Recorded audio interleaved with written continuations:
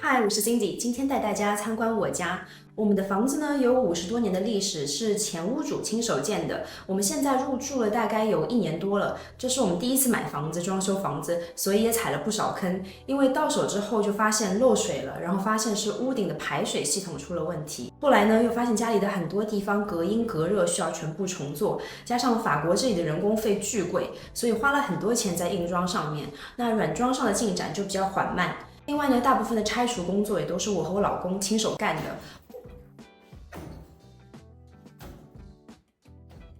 家里面的每一面墙和天花板都是我们亲手拆的壁纸和刷的漆，都是我们呕心沥血的成果。那今天我带大家参观一下我们的几个基本完成的房间，就是客厅、厨房、浴室、卫生间。那我的软装风格主要是 Japandi 侘寂风，混合一些西式和中式的复古元素，所以我用的装饰品呢也会尽可能的选择天然的材质。我希望在家里的时候有一种很平静、很 zen 的感觉。好了，那现在就先带你们参观一下我们的客厅。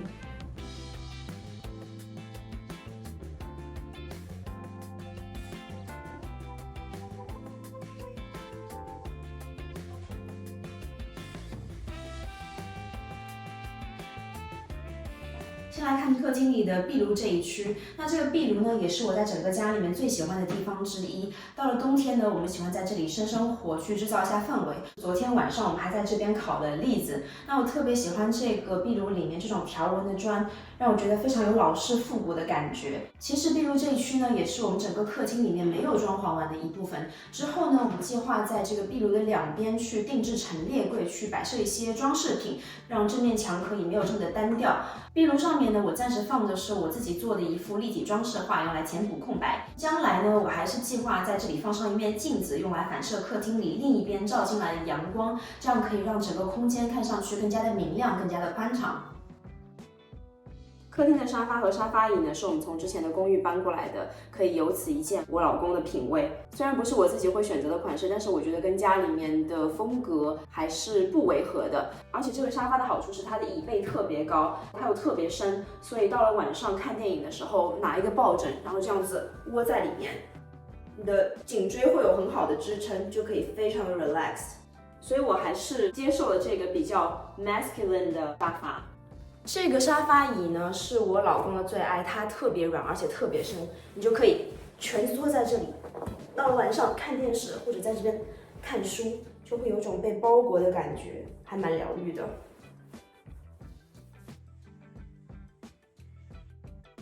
家里的电视柜呢，我们选了宜家的 Besta 系统，主要是用来平衡预算的。那电视柜的这一边 ，Hello Risling。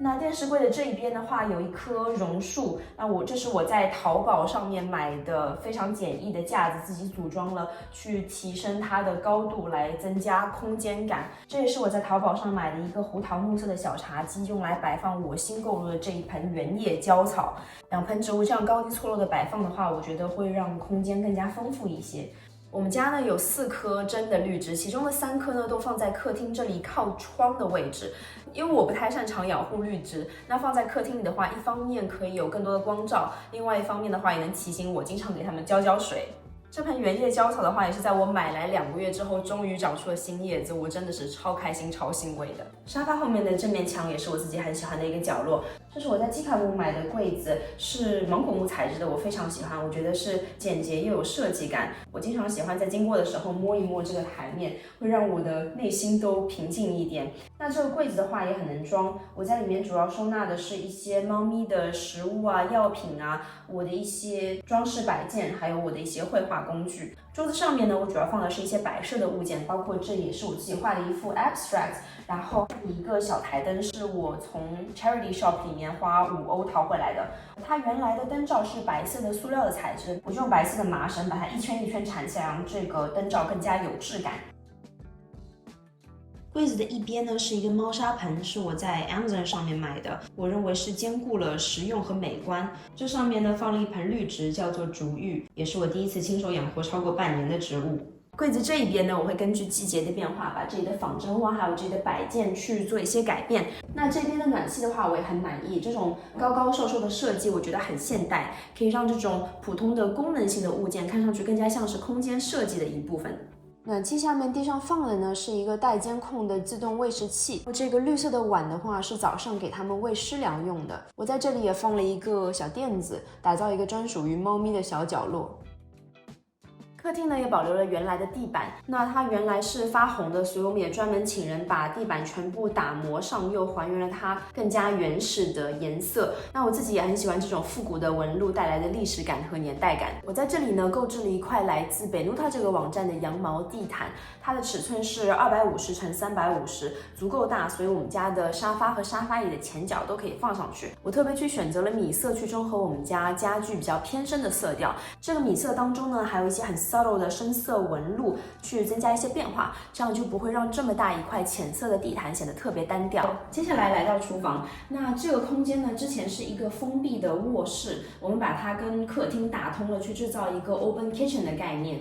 这个空间呢，也是我们家里面最早完工的一部分，因为它全部都是定制的，整个厨房的橱柜、电器。包括所有细节，比如说是橱柜的高度、宽度，还有把手的选择等等，都是我全程参与设计的，我还是非常满意的。这里呢是一个 built-in 的冰箱，我们选的这款 model 呢是冷冻柜比较小的，这样可以有尽可能多的冷藏空间。那我们还额外买了一个2米高的冷冻柜放在地下室里面。烤箱和微波炉的部分的话，我们选择的是 Neff 这个品牌下面比较高端的 model， 尤其是这个烤箱，它的柜门是可以推进去的，所以你在取食物的时候就会特别方便。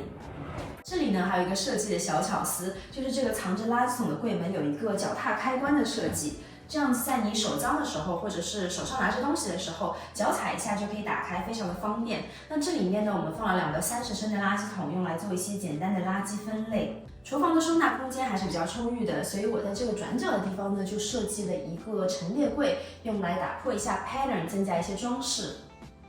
我们桌面上陈列的电器非常少，只有每天会用到的这个烧水壶和咖啡机。不是天天使用的东西，我就会收纳起来，这样子也方便清理。因为我希望自己每天眼睛能够看得到的地方都是干净没有杂物的状态。厨房的台面呢，我们选择的是花岗岩的材质，跟大理石比的话，它的好处就是更硬、更耐刮擦，维护起来也更加简单，所以性价比还是很高的。花岗岩的纹理呢，我们选择的是白色里面带有一点 pattern， 这样子的话可以和整个厨房的白色底色去做呼应，同时呢也增加一些变化，可以显得没有那么单调。而且它这个纹理呢不容易显脏，也算是兼具了美观还有实用。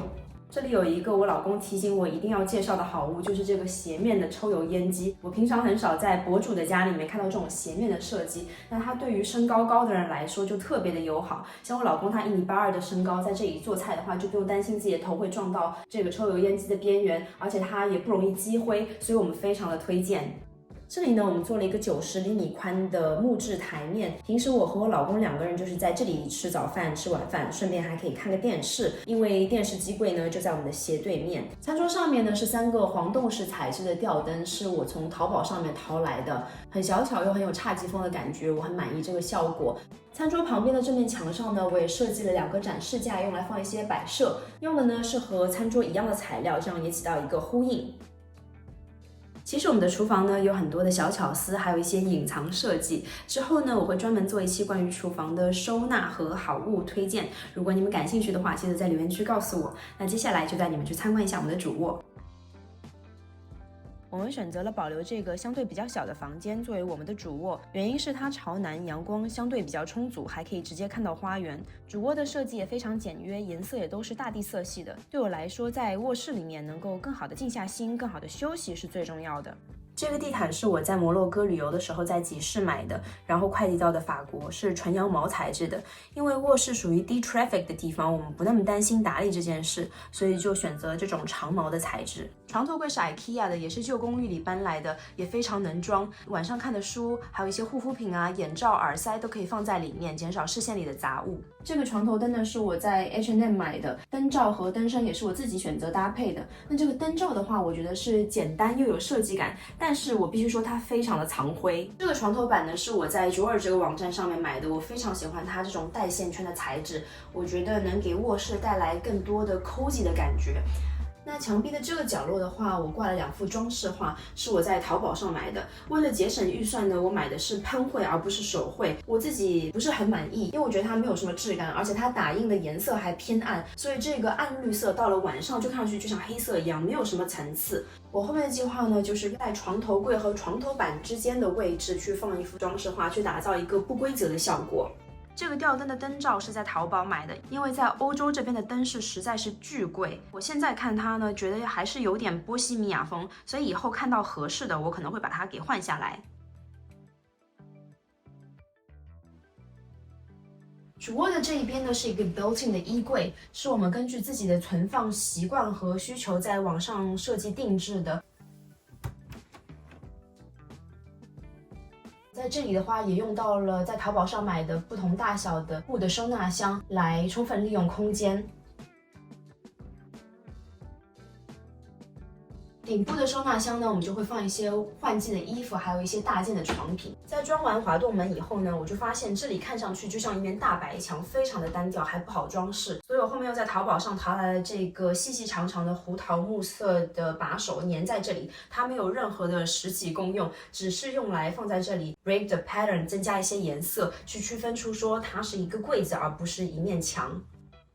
床对面的角落呢，我放了一面最近在 Zara Home 购入的落地镜。这个镜子有170×90，我真的非常的喜欢。买到它的经历也非常的 drama， 因为我是网购的这面镜子，然后快递员他在门口把那个大的包裹递给我，我在搬运的过程中，我就听到有清脆的声音在那边响动，我当时心里就有一种很不祥的预感。然后我打开就发现那面镜子从中间呈放射状全部碎开，但不得不说 Zara Home 的售后还是比较高效的，我在5天之后就收到了这一面完好的镜子，那我觉得这个波折还是值得的。落地镜的下面呢，我放了一盆仿真植物，还有2个从超市里买来的绳编篮子，用来堆放睡衣。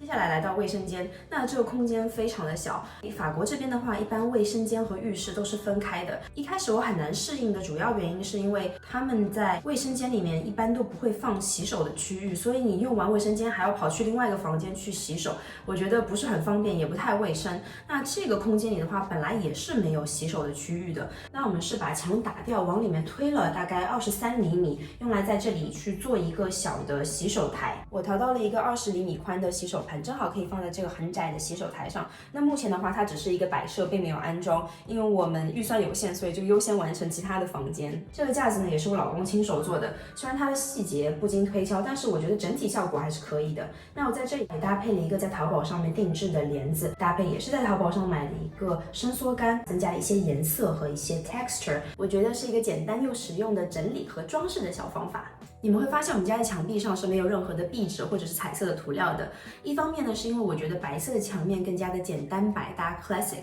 可以通过家具或者是装饰品来增加颜色或者是更换风格。第二个原因呢，是这个房子以前所有墙面和天花板上的壁纸都是我自己亲手一点一点拆下来的，也是我自己亲手上了漆。整个过程我有点 traumatized， 所以我一点都不想在墙面上再做任何的折腾了。这里就是浴室了。那浴室的话，也是我们整个房子里面最早装潢完的房间之一。这里呢，我们选用了这种60×60的大瓷砖去铺满整个墙面和地板，让空间显得更大、更高级。这种米色带有一点纹理的瓷砖呢，也可以让掉在地上的头发没有这么明显，让视觉效果更加的整洁。这里我们做了一个双人的洗手台，我选择的是这种圆形的、相对比较深的洗手盆，这样可以避免洗脸刷牙的时候水溅出来。因为对我来说，实用和美观兼具是非常重要的。洗手台上面2面椭圆形的镜子是我在法国 Mano Mano 这个 marketplace 上面购入的。这个镜子呢有按键开关，还可以调整3种光源，还有一个去雾功能，虽然我自己也没有用过。这个柜子的话也是我们定制的，有52厘米深，所以特别能装。我们选用的材质的话，也是跟餐桌用的材质是一模一样的，这样有一个呼应，同样呢也让设计更加的有延续性。你们会看到我们台面上的东西还是比较少的，因为我们把大部分的东西都收纳在了抽屉里，以及在浴室另一边的这个 IKEA 的柜子里面。这2个 IKEA 的柜子呢，也是我们从之前的公寓里面搬过来的，一边放我的东西，一边放我老公的东西。那在这里的话，我主要放的是一些护肤品、化妆品、药品，还有一些家居清洁的东西。我现在打开快速的给你们看一下，我没有把它整理的特别干净。尤其是上面的药品区的话，我还需要再整理一下，但我觉得也没有特别乱，反正关起来也看不见。这2个柜子加上我们的洗手台，就可以把我们的东西全都收纳起来，让视线范围里面更加的整洁。浴室的这边呢，我放了一个竹子的梯子，用来挂我们的浴巾。那 shower 的部分的话，有一个很棒的排水系统，推荐给大家。这个排水系统呢，洗澡的时候头发和动物的毛发都会停留在这个地方，只需要把这个小部件给拎起来，定时清洁，就非常的方便。我觉得是非常 sleek 又实用的设计。好了，今天就先参观到这里。以后呢，我还会分享更多关于房间改造和收纳整理的内容。如果你感兴趣的话，记得关注我。我们下支视频见，拜拜。